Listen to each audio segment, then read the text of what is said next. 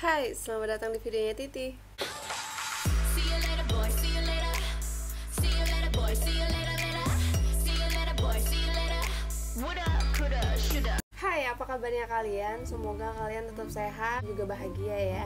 Di video kali ini masih di segmen Space of K-pop. Dalam video ini gue bakal ngerekomendasiin 6 film-film Korea yang wajib banget kalian tonton bareng keluarga di rumah masa quarantine ini. Seperti judulnya, gue bakal ngerekomendasiin 6 film Korea yang wajib banget kalian tonton bareng keluarga. Buat kalian yang berharap di video ini bakal ada sinopsis atau trailer, mohon maaf banget, kalian bisa juga cek channel-channel lain atau googling sendiri untuk dapetin sinopsis, trailer, atau kritik dan saran. Karena di video ini gue bakal cuman untuk membahas judul filmnya, apa wajib banget ditonton bareng keluarga, dan juga sedikit premisnya.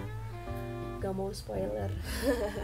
Gue juga mau ngingetin kalian bahwa ini film itu sekali tonton habis, beda dengan drama yang banyak seriesnya atau episodenya. Ya kalau di Indonesia sama kayak FTV atau sinetron. Udah tahu kan bedanya? Yuk lanjut. Ini dia 6 film-film Korea yang wajib banget kalian tonton bareng keluarga di rumah. Film pertama yang berjudul Hope dirilis tahun 2013. Kenapa film ini gue rekomendasiin buat kalian ditonton bareng keluarga? Karena film ini diangkat dari kisah nyata di Korea pada tahun 2008, di mana media-media Korea juga banyak membahas kasus tersebut, salah satunya YouTubers Korea, Korea Rumit. Film tersebut menceritakan seorang anak gadis perempuan yang bernama Sowon yang diperankan Ire yang kira-kira masih di sekolah SD, yang tampaknya agak kurang sedikit perhatian orang tuanya karena ayah dan ibunya sibuk bekerja di toko milik mereka. Masalah mulai muncul ke keluarga kecil ini ketika si anak perempuan ingin berangkat sekolah mengalami hal yang tidak menyenangkan. Dihadang dan dibawa paksa seorang pria parubaya yang bernama Im Dong Hoon. Ini diperankan oleh Sol Kyung Gu ke sebuah bangunan kosong. Pada saat itu si pria tersebut dalam keadaan mabuk. Anak perempuan tadi tidak hanya dianiaya oleh pria tersebut, namun juga diperkosa secara brutal, yang membuat dia mempunyai trauma psikis maupun fisik. Dari kejadian tersebut, dia mengalami trauma dan tidak mau melihat wajah laki-laki manapun termasuk ayahnya. Nah, kenapa film ini gue rekomendasiin kalian untuk nonton bareng keluarga? Karena punya pelajaran penting. Perhatian kecil atau sederhana atau khusus sangat berarti untuk anak yang seumuran Sowon ini. Mengajarkan orang tua lebih aware, luangkan waktu untuk anak mereka. Kasihan ya Sowon. Film kedua, film selanjutnya berjudul Hello Ghost. Dari judulnya pasti kalian mengira film ini serem. Salah. Film hantu-hantuan ini berisi drama namun dibalut sedikit komedi. Dirilis tahun 2010.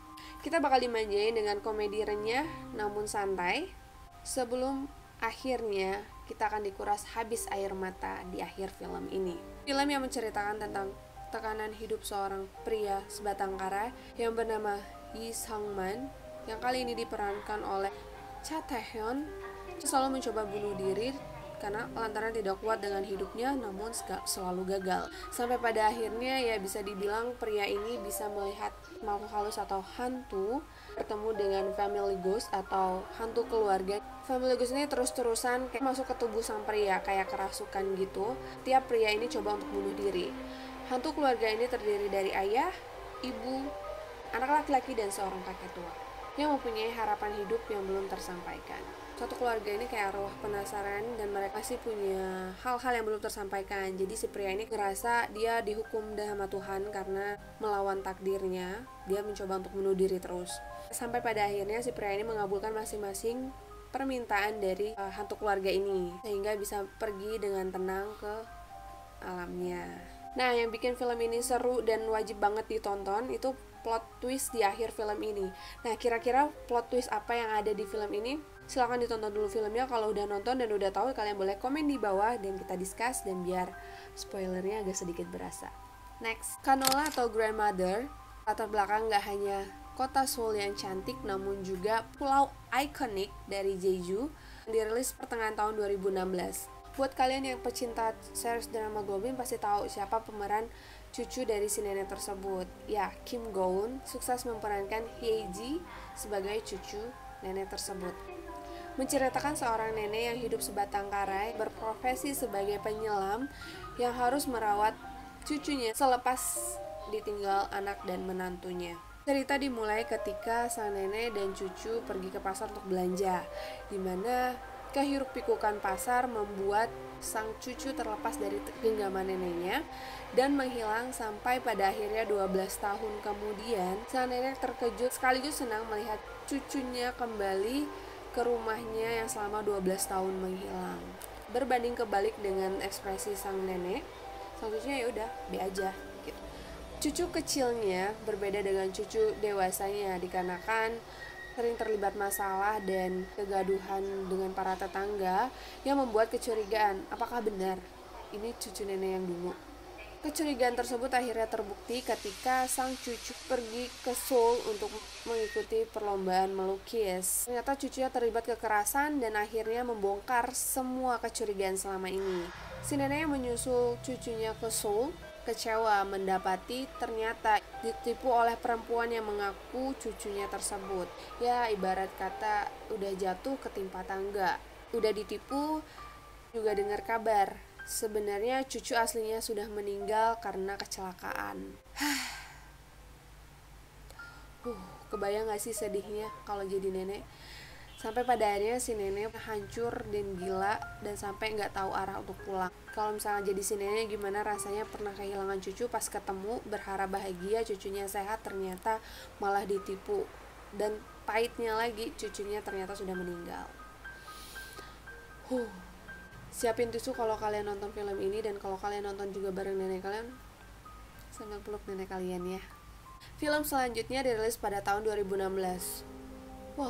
2016 lagi film 2016 itu bagus, keren-keren sih menurut gue. My Annoying Brother menceritakan tentang love hate kakak adik, di mana sang kakak berhasil diperankan oleh aktor terkenal Cho Jung Sok.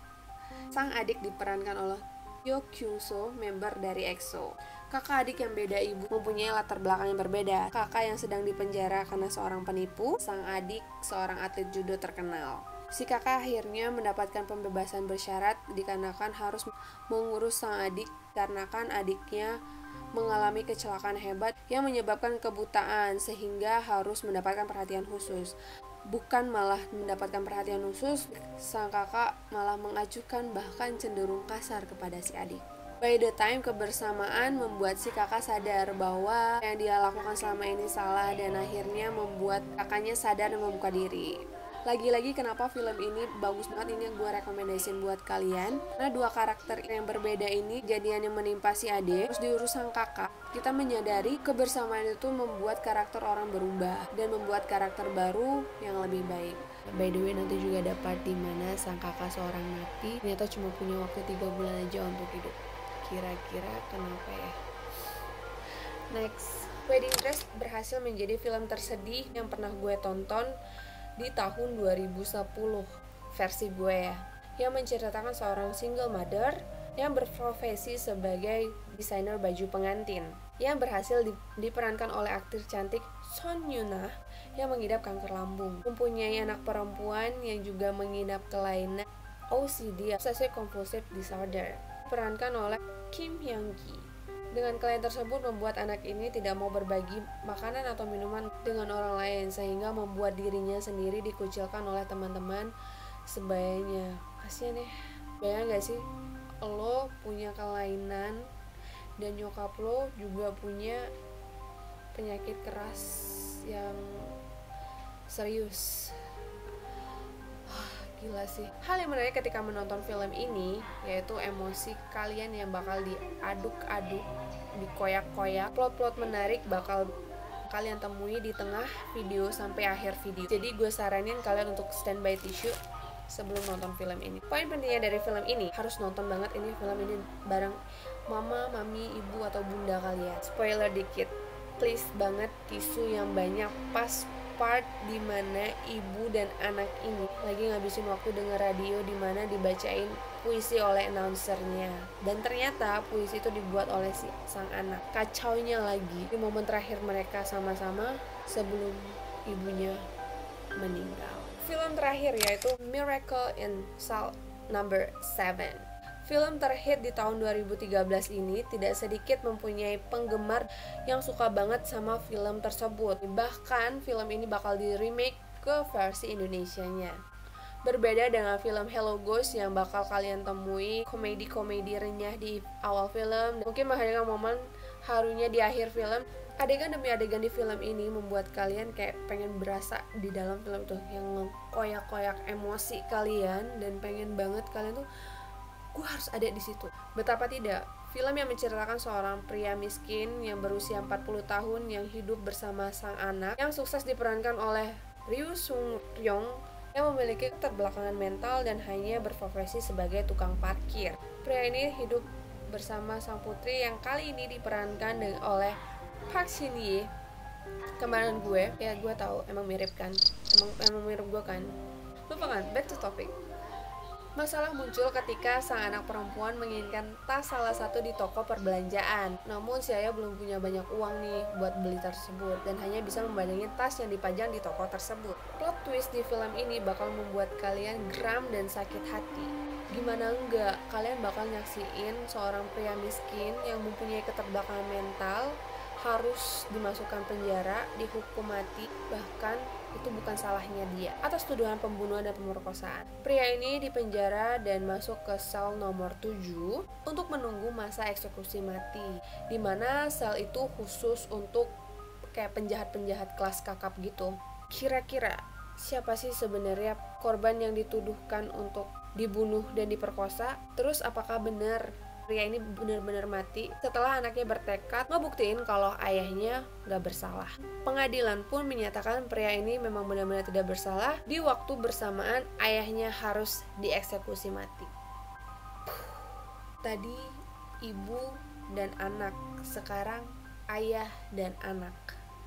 Itu tadi 6 rekomendasi film Korea yang wajib kalian tonton bareng keluarga. Video ini dibuat untuk kalian yang butuh rekomendasi film-film Korea yang wajib ditonton bareng keluarga, yang tujuannya untuk menghargai hidup dan menghargai keluarga juga tentunya. Buat yang udah nonton gak apa-apa kalau premis kita berbeda. Beda itu seru, yang gak seru itu kalau sama ya.